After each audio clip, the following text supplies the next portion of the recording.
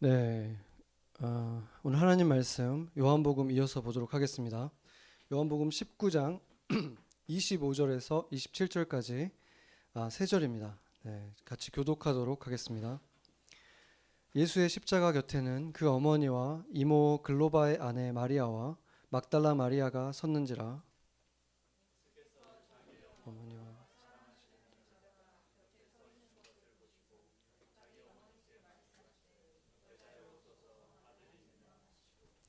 또 그 제자에게 이르시되 보라 내 어머니라 하신대 그때부터 그 제자가 자기 집에 모시니라. 아멘.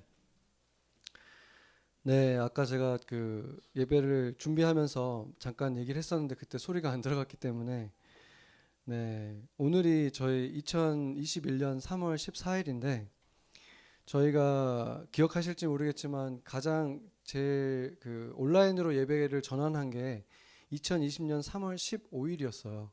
그래서 그날 이 성재 간사 집에서 그 유선자매랑 저랑 셋이서 이렇게 처음으로 이 온라인 예배를 방송을 했는데 어떻게 되는지도 확인할 길이 없이 했었던 것 같은데 네, 그렇게 했고 또 장소를 계속 바꿔가면서 지난 1년 동안 우리가 많은 분들이 버추얼로 예배를 드리셨습니다. 또 생각해 보면은 바로 그날이 또 제가 목사 안수를 받는 날이었어요.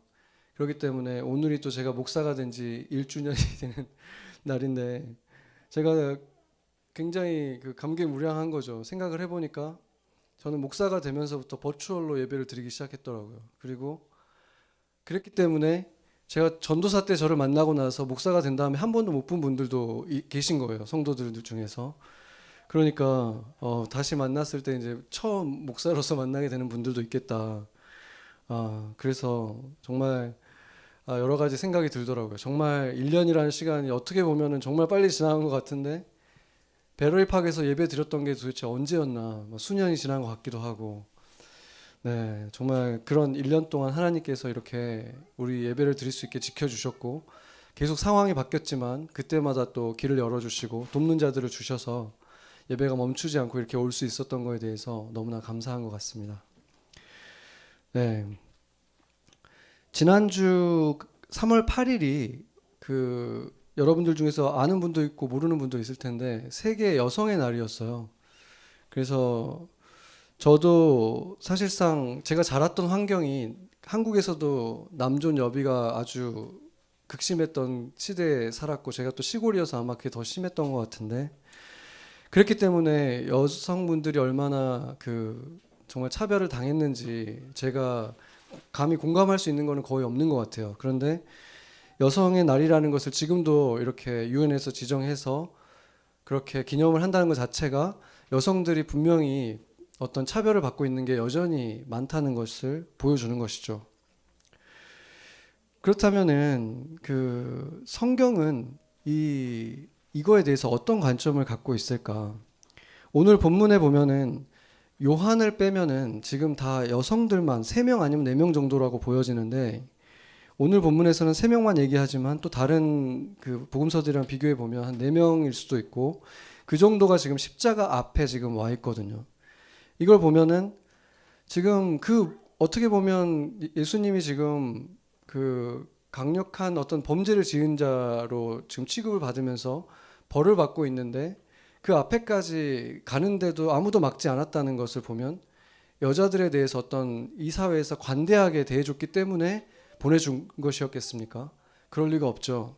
사실은 정반대였습니다. 여자들은 전혀 어떤 위험 요소로 보질 않았기 때문에 오히려 중요한 존재로 보지 않았죠. 그랬기 때문에 그냥 오고 가는 거에 대해서 별로 개의치 않았던 것입니다. 그때 그 여성들의 사회적인 위치가 뭐 여러분들도 아시겠지만 몇십 년 전 한국만 해도 여자는 호주가 될 수도 없었잖아요. 그렇기 때문에 그 수천 년 전 유대인 여성들의 그 인권이라는 것은 거의 없었다라고 볼 수 있죠. 재산도 소유할 수가 없었고 법정인 증인도 될 수 없었고 유대인이라고 해도 그 성전에서도 여성이 갈 수 있는 곳은 제한돼 있었고 또 그 동네마다 있는 회당에서도 여자 아이들은 들어가서 배울 수가 없었습니다. 회당에서 많은 교육이 이루어졌기 때문에 한마디로 여자는 교육을 받을 수가 없었던 거예요. 그러니까 얼마나 그 여성들이 차별을 받았고 또 여성들의 그 수준 자체도 낮아질 수밖에 없는 상황 속에 있었고 스스로를 판단할 때도 자존감이 굉장히 낮을 수밖에 없었겠죠. 그 주변 상황을 보더라도 이 로마 시대의 문서들을 보면 여자 아이들은 그냥 태어나자마자 내다 버린 일들이 아주 흔하게 일어났다고 합니다. 그러니까 여성들이 자기 자신에 대해서 그 존재의 가치를 얼마나 낮게 생각했겠습니까? 그냥 버려질 수도 있는 존재라고 태어나자마자 여자라는 이유만으로 그것이 아주 당연하게 여겨졌던 시대 속에서 지금 성경은 쓰여졌다는 것이죠.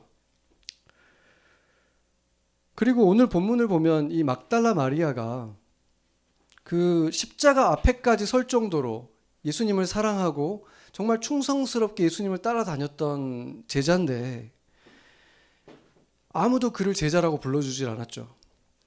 이 성경을 보면은 이 막달라 마리아도 여자들의 무리라고만 나와 있어요. 12제자도 70인의 제자도 다 남자들이었고 여자들은 몇 명이든 상관없이 그냥 예수를 따르는 여자들의 무리라고 그냥 말하고 있습니다. 그러니까 제자들로도 포함시켜주지 않고 그냥 여자들에 속해 있었고 당시에는 여자라는 말 자체가 이미 깎아내리는 말이었어요. 한국 문화에서도 예전에는 그랬잖아요. 여자라는 말 자체만으로도 이미 깎아내리는 말이었던 것처럼 이때는 훨씬 더 심했던 거죠. 그래서 현대사회에서 성경이 공격을 받는 이유 중에 하나도 이 성경에 보면은 하나님이 어떤 남녀 차별을 하는 분 같이 보여지는 것, 그리고 노예제도의 신분제도 이런 것을 찬성하는 분 같이 여겨지고 그 인종주의자처럼 보여지는 부분들이 성경에 있기 때문이죠. 그래서 성경을 보면은 분명히 하나님께서 인종에 대해서 좀 구별해서 한쪽에는 긍휼을 베풀고 한쪽은 어떤 무서운 심판과 징계를 하는 모습들이 자주 등장을 하고 또 율법서에 보면은 노예 제도에 대해서도 아주 명문화해가지고 구체적으로 어떤 식으로 노예 제도를 운영해야 되는지까지 말하고 있기 때문에 그것을 보면은 그들이 그 공격이 다 근거 없는 것만은 아니라는 걸 알 수 있죠. 그런데 제가 전에 그 수요 예배에서 하나님의 진심이라는 그 설교를 하면서 그 모세에게 찾아왔던 그 딸들이 있었잖아요. 아들이 없는 가정에서 와서 우리도 땅을 분배해 달라고 했을 때 여호와 하나님께서 그 딸들에게 땅을 주라고 하시거든요. 그러니까 굉장히 모두가 놀라울 만한, 이스라엘 사람들도 다 놀랐던 결정이었는데 그곳에서 뭐라고 했습니까? 그게 바로 하나님의 진심이라 그랬죠. 하나님의 진심은 딸이든 아들이든 다 동일하게 보시지만 그때 그 사람들이 가지고 있는 그 세계관의 수준 속에서 하나님이 그들 안에서의 최선의 거룩함으로 인도하시는 것이다. 그들의 수준을 생각해서 하나님께서 그들을 다루셨다라고 말했습니다. 마치 아이가 아직 어렸을 때에는 그 진실의 레이어가 여러 겹에 있는데 그걸 다 말해줘도 이해를 못하기 때문에 그냥 간단하게 여기까지만 말해주는 것처럼 하나님도 그렇게 하셨다는 거죠. 그렇기 때문에 성경이라고 해도 표면적으로 나타나는 것만 보고 하나님을 판단해서는 안 된다는 것입니다. 오히려 표면적으로 나타나는 것만 보고 성경에서 이렇게 했으니까 그게 옳은 것이다 라고 해버리면은 그렇게 하다가 사실상은 가장 성경적이지 않을 수 있게 된다는 것이죠. 예를 들어서 믿음의 조상으로 우리에게 많은 영향을 끼치고 가르침을 준 아브라함이라든지 야곱이라든지 다윗 같은 사람을 보면 다 부인들이 많았어요. 일부 다처였습니다.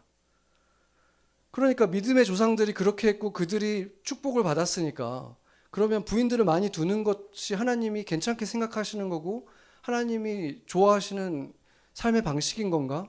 우리가 그렇게 봐야 되는 것입니까? 전혀 그렇지 않죠. 다만 하나님은 그 상황 속에서 그들이 가진 그 세계관 속에서 가능한 최선의 거룩함으로 살아갈 수 있도록 도우셨던 거라는 것입니다.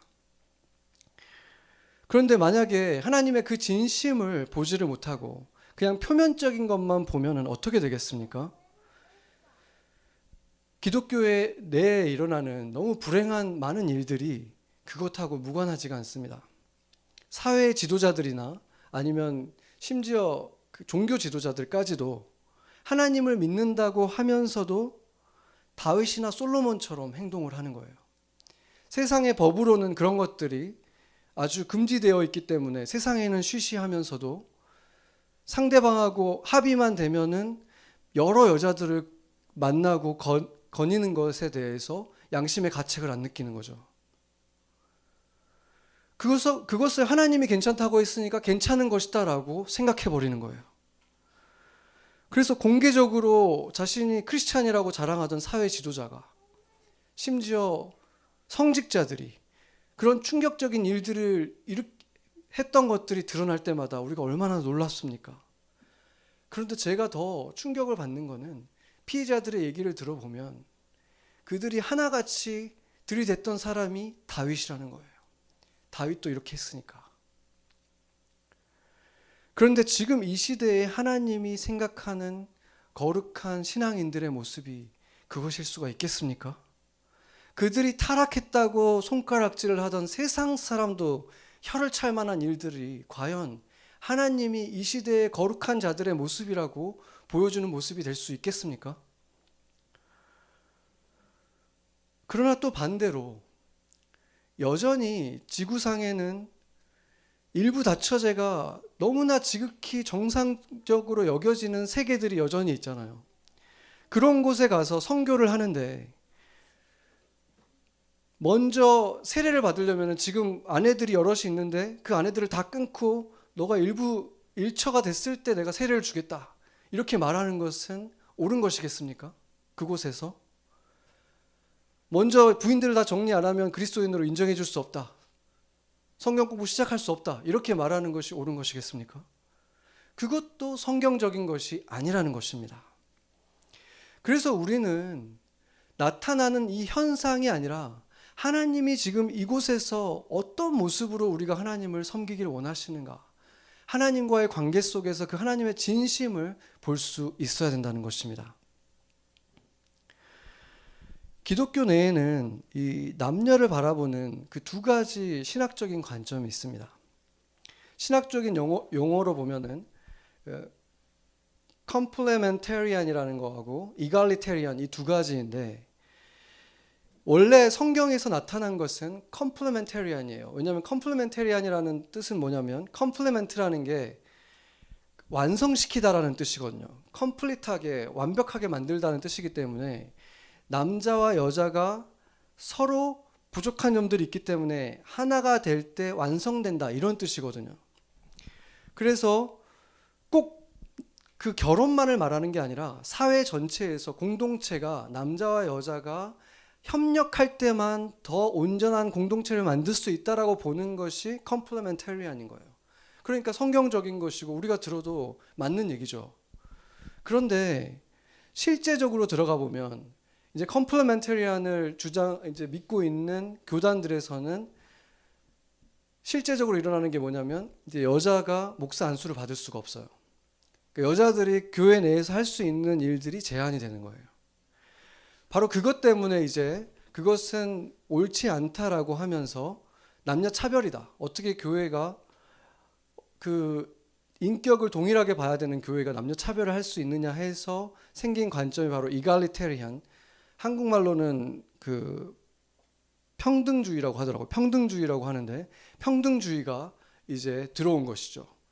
남자 여자 똑같다는 거예요. 이갈리테리안은. 그렇기 때문에 똑같은 일을 할 수 있고 똑같이 제한 없이 똑같이 모든 걸 할 수 있어야 된다라고 주장하는 것이죠. 어떤 게 더 성경적인 관점이겠습니까? 그래서 신약 성경에 예수님의 제자들은 어떤 관점을 가지고 있었는지 한번 보도록 하겠습니다.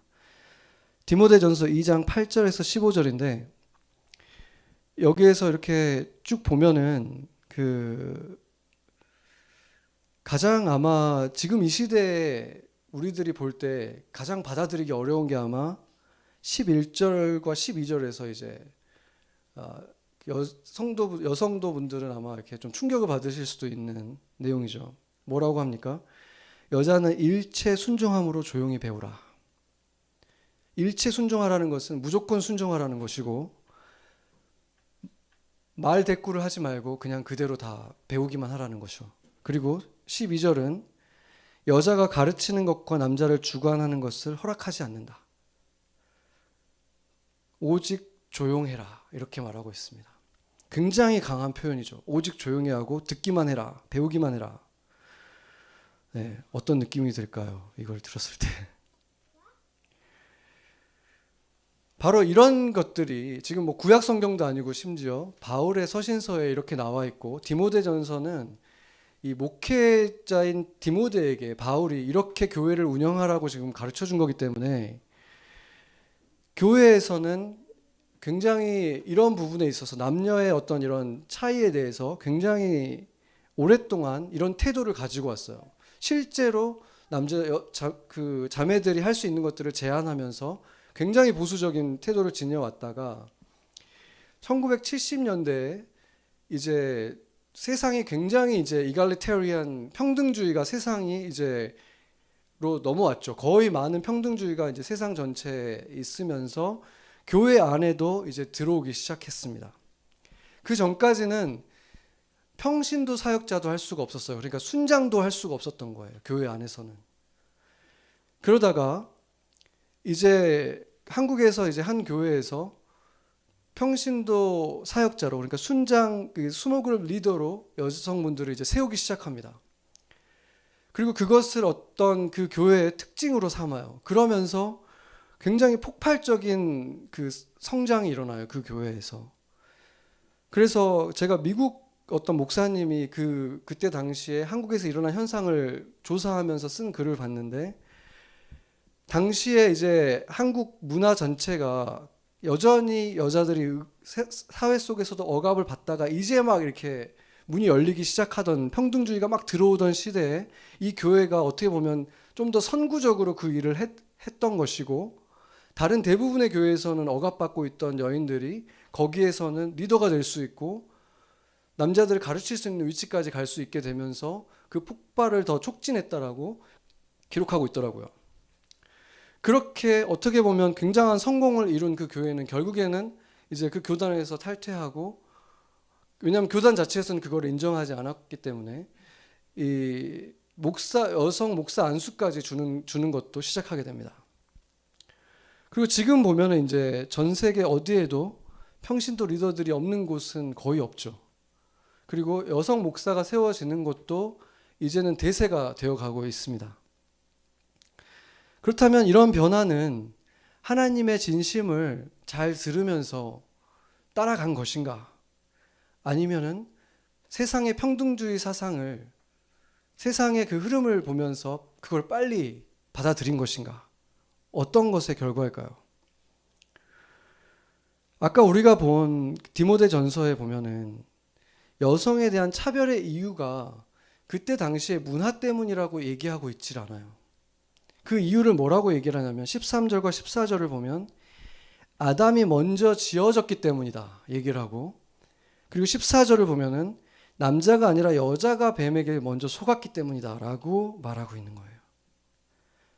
그러니까 문화라는 것이 생겨나기도 전에 최초의 이 창세 때 일어났던 이 일 때문에 지금 내가 이것을 말하고 있는 것이다 라고 바울이 얘기한 거죠. 그러니까 그 이후 모든 세대에 이것이 적용된다라고 지금 얘기하는 거예요. 그렇기 때문에 하나님은 결국에는 남존여비이신 건가? 하나님도 그런 생각을 가지고 계신 건가? 이렇게 생각할 수 있는 거죠. 그 2020년 갤럽에서 조사한 걸 보니까 미국에서 자신을 성소수자라고 표현한 사람이 5.6%에 달하더라고요. 어마어마한 숫자죠. 전체 성인 인구의 5.6%. 그런데 그 조사에서 Z세대라고 하는 18세에서 23세는 자신이 성소수자라고 말한 사람이 무려 15.9%였습니다. 그리고 그 연령을 떠나서 전 세대에서 62%가 동성 결혼을 찬성한다라고 했어요. 근데 그게 2007년에는 동성 결혼 찬성한다는 사람이 2007년에는 36%였거든요. 그러니까 그동안에 어마어마하게 많은 사람들이 바뀐 거죠. 이게 지금 우리가 살아가는 시대의 현 주소입니다. 저는 사실 그런 추세라는 건 알고 있었지만 이 수치를 보고 좀 많이 놀랐어요. 18세에서 23세의 그 청년들이 16%가 자기가 성소수자라고 얘기한다는 것은 그들이 정말로 이제 마이너리티인가? 라는 생각이 들 정도로, 그리고 과반이 훨씬 뛰어넘는 62%의 사람들이 동성 결혼을 찬성한다는 것 놀랍지 않습니까? 사회가 이렇게 급변하게 된 거에 있어서 그 원인을 한 가지로만 정의할 수는 없겠죠. 그렇지만 공교롭게도 같은 이 미국이라는 사회에 살고 있는데도 우리가 이단이라고 하면서 정죄하고 비판하는 곳들이 있잖아요. 남녀의 역할을 지금도 굉장히 엄격하게 구별하는 이슬람이라든지 몰몬이라든지 뭐 이런 아미시라든지 이런 곳들은 동성애자의 비율이 급격하게 낮다는 거. 이런 것들을 봤을 때 남녀의 역할을 엄격히 구별하는 것만큼은 그러면 그들이 옳았다고 우리가 봐야 되는 것인가? 어떻게 봐야 하는 것일까요? 시대가 평등주의가 됐기 때문에 교회도 그러면 평등주의를 따르는 것이 옳은 것인가? 시대의 흐름을 잘 반영을 하는 사업은 당연히 성공을 하겠죠. 그 흐름을 보지 못하고 고집을 부리면 당연히 도태되는 거예요. 그랬기 때문에 어떤 교회가 시대의 흐름을 빨리 따라가서 성장을 막 이루면 그것을 부흥이라고 우리가 얘기해 줄 수 있는 것인가? 아니면 세상의 입맛에 잘 맞추었기 때문에 그 유행을 따라줬기 때문에 수적 성장을 이룬 것인가? 로마서 12장 2절 잘 알잖아요. 너희는 이 세대를 본받지 말고라고 얘기를 했는데 이상하게도 잘 본받은 곳들이 수적 성장을 일으킨다면 그 급성장이라는 것이 과연 하나님이 주신 진정한 부흥인 것인가? 그 급성장한 곳에서 사람들은 새롭게 함을 받았는가? 하나님의 선하시고 기뻐하시고 온전하신 뜻을 깨닫고 그렇게 살아가는 사람들이 되었는가? 아니면 도리어 교회에 다닌다고 하면서 세상 사람들과 수준이 별로 다르지 않은 모습으로 교회가 변해버렸는가? 교회 안에도 가정의 문제들이 세상에 있는 것처럼 똑같이 있고 돈과 관련된 문제들이 똑같이 일어나고 성에 관련된 문제들이 똑같이 일어나고 있는가? 이걸 보면 알 수 있는 거죠. 교회랑 교회 밖에 거의 차이 없는 거룩함이라는 것이 전혀 볼 수 없는 것이 돼버렸다면 그것이 진정한 부흥이었는가 아닌가를 우리가 판단할 수 있는 것입니다. 그것이 정말 열매 맺는 나무였는가, 잎사귀만 무성한 나무였는가 볼 수 있다는 것입니다. 프란시스 셰퍼가 수십 년 전에 이렇게 말을 했습니다. 초기의 기독교인들은 다른 건 다 그대로 두고 작은 교리 하나를 타협했을 때 그들에게는 아무런 영향을 주지 않았대요. 거의. 그런데 그 다음 세대에는 그 바꾼 것의 논리를 바탕으로 생각과 삶을 전개해 나갔을 때 그때 바로 심각한 오류들을 만들어내기 시작했다라고 이렇게 말했어요. 그러니까 댐이 아주 튼튼해 보이니까 여기에 문 조금 하나 열어주는 거는, 구멍 하나 뚫는 거는 아무 이상이 없겠지라고 생각했지만 그게 결국에는 다 댐을 무너뜨리고 말았다라고 얘기하는 것이죠.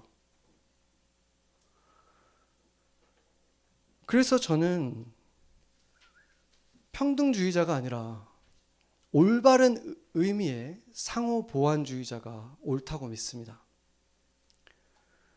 남자와 여자는 분명하게 차이가 있게 만들어졌습니다. 서로를 완전하게 만들어주는 상호보완적인 관계가 되라고 만들어주셨다는 거예요. 꼭 남편과 아내뿐만이 아니라 사회 속에서 어디에서든 남자도 필요하고 여자도 필요하다는 거예요. 동등하게 존귀한 존재로서 동등한 위치에서 서로의 부족함을 채워주기 위해서 존재하고, 그렇게 될 때 좀 더 온전한 가정, 온전한 사회가 만들어질 수 있다. 이렇게 하나님이 지으셨다는 거예요. 창조 질서 자체가 그랬다고 믿는 것입니다. 그런데 제가 지금 우리가 보통 일반적으로 생각하는 컴플레멘터리한 주의에 교단하고 그 입장도 이해는 하지만 조금 우리가 생각해 봐야 될 부분은 구체적으로 남자는 무엇을 하고 여자는 무엇을 하고 보다 그게 그렇게 중요한 게 아니라는 거예요. 남자는 이걸 해야 되고 여자는 이걸 해야 되고가 아니라 그것보다 더 중요한 게 우리는 서로를 보완해주는 사이다. 누가 더 중요하고 누가 덜 중요한 게 아니라 우리는 서로 보완해주는 협력의 관계가 될 때 가정도 우리의 공동체도 더 온전해진다. 이것이 더 중요하다는 것입니다. 아까 디모데전서에서 보면은 12장 4절에서 아담이 속은 것이 아니고 여자가 속아서 죄에 빠졌습니다 라고 얘기를 하긴 하는데 이 말을 잘 생각해 보면은 죄에 빠진 이후에 생긴 문제 때문에 남자와 여자의 차별이 필요하다라고 얘기했다는 것을 알 수 있습니다. 죄에 빠지기 이전에 창조 때부터 그렇게 지어진 게 아니라 죄에 빠진 그 원인, 그거의 결과로 인해서 남자와 여자는 이렇게 차별될 수밖에 없는 상황 속에 우리가 있다라는 얘기라고 봐야 된다는 거죠. 왜냐하면 죄에 빠지고 나서 이미 바울의 시대는 수천 년이 흘렀어요. 그런 시대를 지나오면서 지금의 여성들과 그때의 여성들을 비교하면 안 되는 거예요. 교육도 받을 수가 없었고 태어나면서부터 자신의 존재에 대해서 자존감이 아주 낮았기 때문에 그런 사람들은 자신을 존귀하게 여기질 않잖아요. 그렇기 때문에 그때 당시에 여성의 대명사가 경박함이었던 거예요. 지금의 여성들과 달랐다는 거예요. 그랬기 때문에 그러한 모습을 여성들이 너무나 많이 가지고 있고 예수님을 인제 믿은 여성들이 그런 모습을 너무 많이 보이고 있기 때문에 바울이 그런 것을 명령했던 것입니다. 그러나 지난 2000년 동안 하나님 나라가 계속 전파되고 예수님의 복음이 온 세상을 변화시켜 왔기 때문에 기독교가 지나간 곳마다 인권들이 계속해서 신장이 되었기 때문에 이제 변화가 있었던 거죠. 왜 그렇겠습니까? 하나님은 처음부터 이렇게 얘기하잖아요. 성경에 처음에 뭐라고 말합니까? 남자와 여자를 하나님의 형상으로 지었다고 말하기 때문에 우리가 다 하나님의 아들, 딸들이구나 라는 생각이 들어가기 시작하면 문자로 뭐라고 써져 있든지 간에 그걸 다 이해는 못해도 내가 하나님의 형상으로 지어졌다는 그것만으로 우리는 하나님의 진심을 생각하기 시작하는 거예요. 지금 상황은 이래도 현실은 이래도 나는 하나님의 아들이지 하나님의 딸이지 하면서 변화가 되기 시작하는 것입니다. 그래서 하나님을 닮아가는 삶을 시작하고 내 원래의 가치가 무엇인가를 찾기 시작할 때 하나님의 진심을 보기 시작하고 그때 그들의 자존감, 그들의 가치를 발견하기 시작하면서 변화해 왔던 것입니다.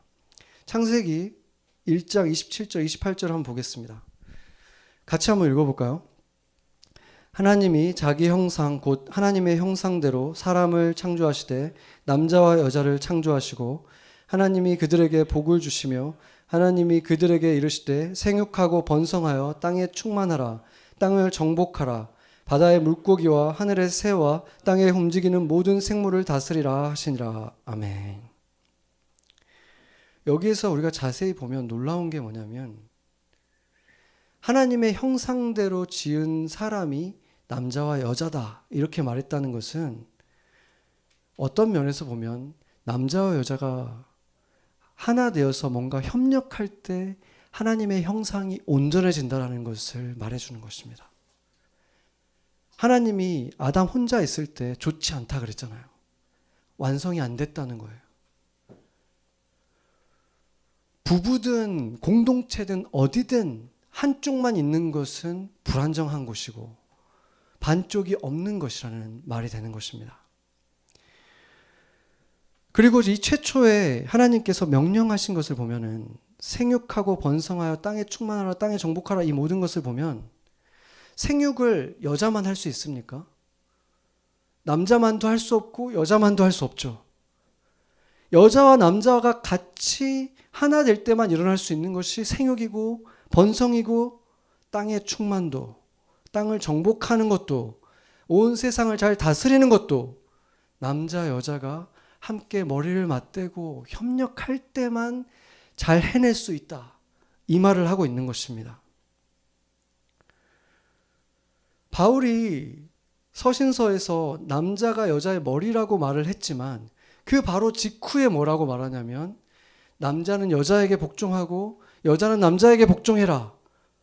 이렇게 말을 하고 있어요. 동등하다고 말해주고 있는 거예요.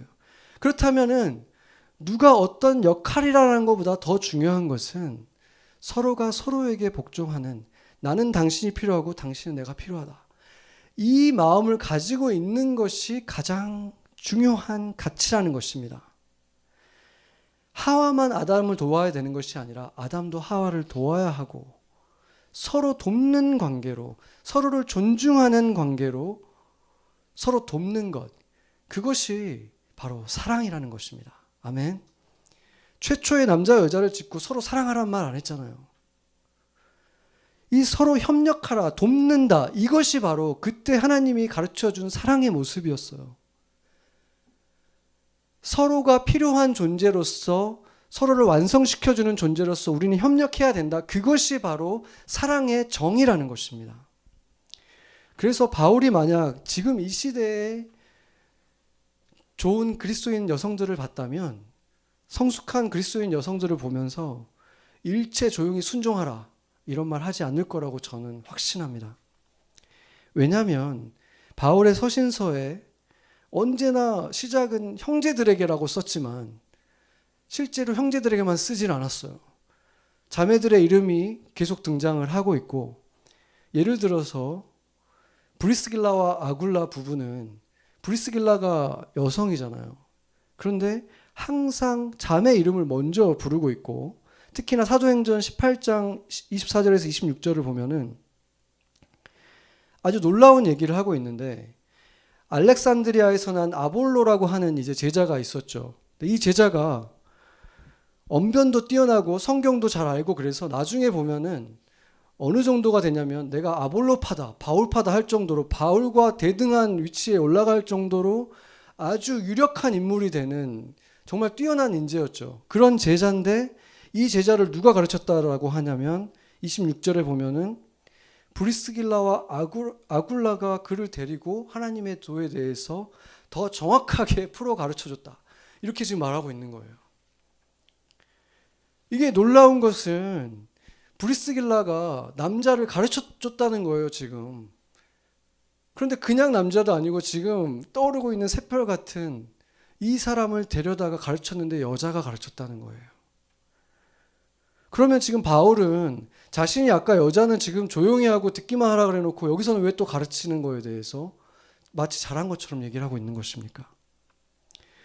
여기에서 바로 바울의 진심이, 하나님의 진심이 나타나는 것입니다. 당시에 그 일반적인 여성들이 아직 준비되어 있지 않았기 때문에 바울이 그들에게 그렇게 어떻게 보면 단호하게, 매정하게 조용히 하고 있어라라고 얘기했지만, 그것은 여성이 천성적으로 능력이 부족하기 때문에, 지적으로 떨어지기 때문에 그런 것이 아니라 그때 당시의 여성들이 아직 준비가 되지 않았기 때문이다라는 것을 증명하는 것입니다. 예수님도 보면은 여성들을 대하실 때 꽤 차가운 말로 대하시는 것 같지만 실제적으로 보면은 신분이나 배경이나 남녀에 대해서 차별하시지 않았던 분이라는 것을 알 수 있는데, 그 중에서 가장 인상적인 장면은 베다니의 마리아가 예수님에게 그 나드 향유를 붓는 장면이고, 그 장면 이후에 사람들은 다 이 여인을 꾸짖었잖아요. 그런데 예수님께서 뭐라고 하십니까? 마태복음 26장 13절 보면은 어떻게 보면 제자들에게 했던 칭찬 중에서 가장 큰 칭찬을 하시는 거죠. 온 천하에, 온 세계에 어디든지 복음이 전파되는 곳에 이 여자가 행한 일도 같이 전해질 것이다. 그래서 사람들이 이 여자도 기억하게 될 거다. 이렇게 얘기하시는 거예요. 지금 비천하게 여겨지는 이 여인이, 그리고 지금 사람들에게 다 꾸지람을 듣고 있는 이 여인을 지금 예수님께서는 복음과 함께 이 여인이 지금 다 알려지게 될 거다. 온 세상에 알려질 것이다. 어마어마한 칭찬을 주신 것이죠. 그런데 이 여인이 했던 놀라운 일은 사실 이 값비싼 것을 한순간에 다 부을 만큼 예수님을 사랑했다는 것을 보인 것도 놀라웠지만, 어떻게 보면 더 놀라운 것은 이 여인의 용기였어요. 지금 자신이 그 앞에 가는 것만으로도 지금 평소 때 자기만 보면 침을 뱉고 막 흙을 떨고 손가락질을 했던 그 남자들이 지금 가득히 있는 곳에 들어간 거잖아요. 자신에 대해서 그렇게 항상 삿대질을 하는 그들이 있는 곳에 들어간 거예요, 자기가. 예수님을 보기 위해서, 예수님께 이 향유를 부어드리기 위해서 용기를 내고 그 모든 것들이 다 보이지 않는 거예요. 나는 예수님에게 내 지금 이 사랑을 표현하고 싶은 그것만으로 그냥 그걸 다, 그 두려운 마음을 다 이기고 용기를 내서 들어갔죠. 그래서 제가 전에 그 신학자들 간의 이견이 있긴 하지만 베다니의 마리아와 막달라의 마리아가 동일한 인물이라고 본다고 했는데, 대부분의 사람들이 십자가를 멀리서만 보고 있을 때 두려움 없이 십자가의 앞에까지, 친척도 아니잖아요. 지금 마리아만 보면 친척도 아닌 사람이 직접 이 앞에까지 갔다는 것만으로도 보면 이 용기가 너무 닮은 거예요. 이 여인하고, 향유 부었던 여인과. 이렇게 예수님을 사랑했던 여인이, 그리고 예수님께서 이 여인이 지금 이 향유를 부은 건 내 장례를 준비한 것이다 라고 칭찬을 받았던 여인이 진짜 장례가 치러지는 십자가 앞에는 나타나지 않았을 수가 있을까? 그럴 수 없었겠죠. 만약에 다른 인물이라면 지금 어디 있는 것입니까? 베다니의 마리아는 그 예수님의 발치에 앉아서 한순간도 눈을 떼는 것이 아까워서 언니도 돕지 않고 예수님만 바라보고 있던, 그렇게 예수님을 사랑했던 마리아는 지금 어디 있는 것입니까? 그렇기 때문에 바로 이 마리아가 이 여인이 맞을 수밖에 없는 거죠. 예수님은 이 여자, 당시에 어떤 여자보다도 천하게 여김을 받았던 마리아에게 상상 속의 십자가가 아니라 예수님이 피 흘리신 그 십자가 앞에 서는, 다른 12제자도 누리지 못했던, 제자라고 불리우지도 못했던 천한 여인이었지만, 여전히 여자들 중에 하나였을 뿐이지만 지금 예수님의 십자가를 직접 보는 영광을 허락하신 것입니다. 그렇다면 예수님이 이 막달라 마리아를 12제자에 포함되지 않았다고 해서 제자라고 여기지 않은 것이겠습니까? 그럴 리가 없다는 것입니다. 오늘 본문에서 예수님은 십자가 이 위에서 어머니 마리아를 보면서 여자여 이렇게 부르고 있습니다. 아까 말했듯이 여자라는 이 말 자체가 가지고 있는 당시의 뉘앙스를 생각해 보면, 아무리 높여서 말한다고 하더라도 이 여자여라고 말하는 것 자체가 어머니한테는 도저히 쓸 수 없는 말이었다는 것을 알 수 있습니다. 그런데 예수님은 사역을 시작한 이후로 한 번도 어머니를 어머니라고 부르지 않고 여자여라고만 불렀습니다. 본인이 하나님의 아들인데 감히 그냥 목수의 아내였던 그 비천한 여인에게 내가 어머니라고 부를 수 없다, 이런 이유였겠습니까? 예수님의 진심이 무엇이었을까? 다른 모든 어머니처럼 예수님에게 마리아도 너무나 중요하고 특별한 존재였을 것입니다. 엄마라는 존재는 다른 어떤 것과 대체할 수가 없잖아요. 엄마라는 존재.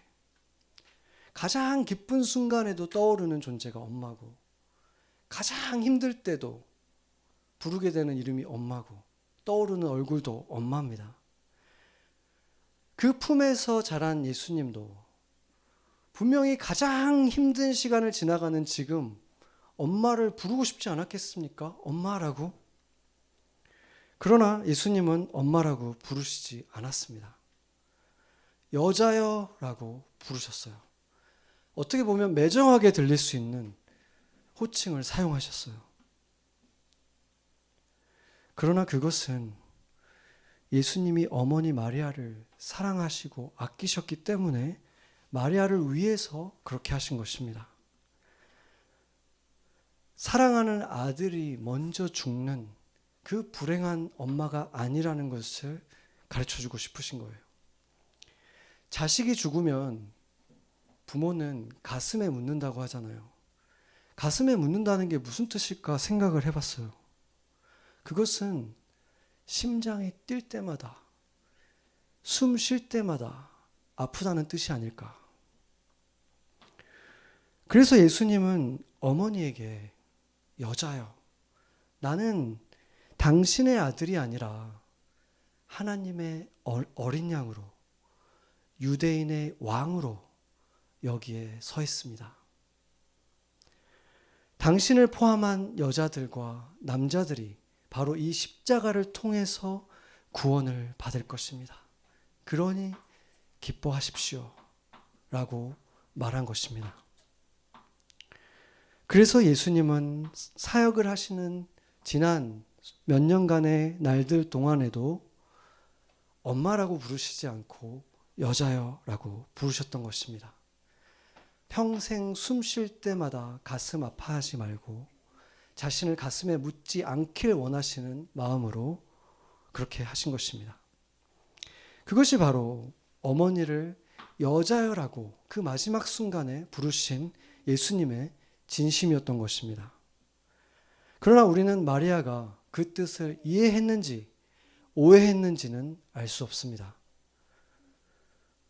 저와 여러분도 그렇지 않습니까? 여러분은 하나님의 진심을 그때마다 잘 보십니까? 아니면 너무 자주 오해하십니까? 그런 우리에게 주님이 바울을 통해서 이렇게 말씀하셨습니다. 로마서 5장 8절을 보면 우리가 아직 죄인 되었을 때 그리스도께서 우리를 위하여 죽으심으로 하나님께서 우리에 대한 자기 사랑을 확증하셨느니라. 아멘. 그곳에 모인 모든 군중들 중에서 심지어 그 앞에 있는 여인들까지도 예수님의 부활도 여전히 믿지 못하고 있었고 십자가의 의미도 온전히 알고 있지 못했던 그때 이 죄인들을 위해서, 이 여인들을 위해서 심지어 자신을 지금도 비아냥거리고 옷을 찢고 놀리고 있는 이 로마 군사들을 위해서까지도 자신의 아들의 생명을 내어주신 것을 통해서 하나님의 사랑을 확증하셨다. 이렇게 말씀하시는 것입니다. 아멘. 바로 이 십자가를 통해서 하나님의 사랑은 문화건 세계관이건 어느 시대건을 다 뛰어넘은 하나님을 사랑을 보여주는 바로 궁극의 진리다라고 보여주신 것입니다. 믿으십니까? 아멘. 그래서 우리가 그 십자가를 볼 때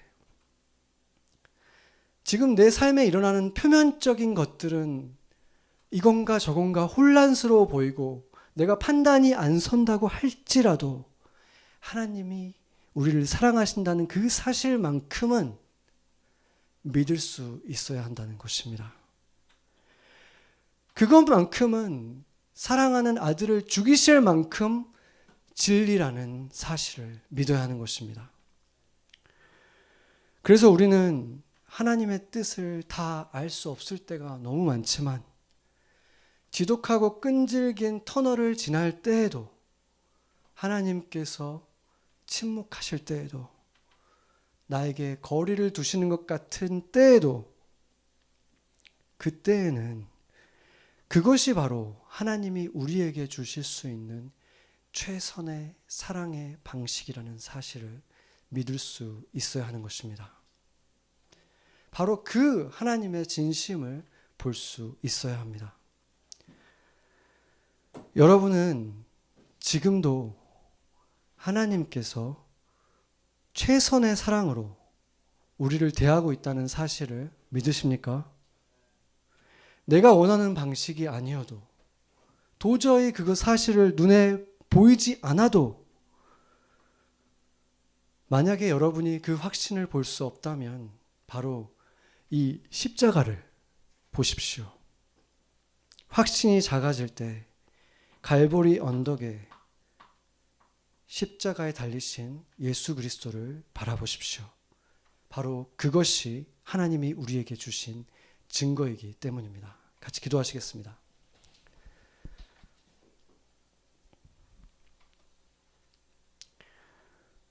한 톨의 죄도 짓지 않은 분, 누구도 미워하지 않으신 아들을 모두에게 미움을 받고 조롱을 받으며 그 비참한 십자가에 기어이 못 박히도록 하신 아버지의 사랑을 더 선명하게 보길 원합니다. 그것이면 모든 것이 증명됩니다. 아버지의 사랑이, 하나님의 진심이 십자가에서 증명됩니다. 우리는 짧디 짧은 안목으로 판단하고 자주 오해했지만 하나님은 언제나 최선의 사랑으로 우리를 사랑하셨습니다.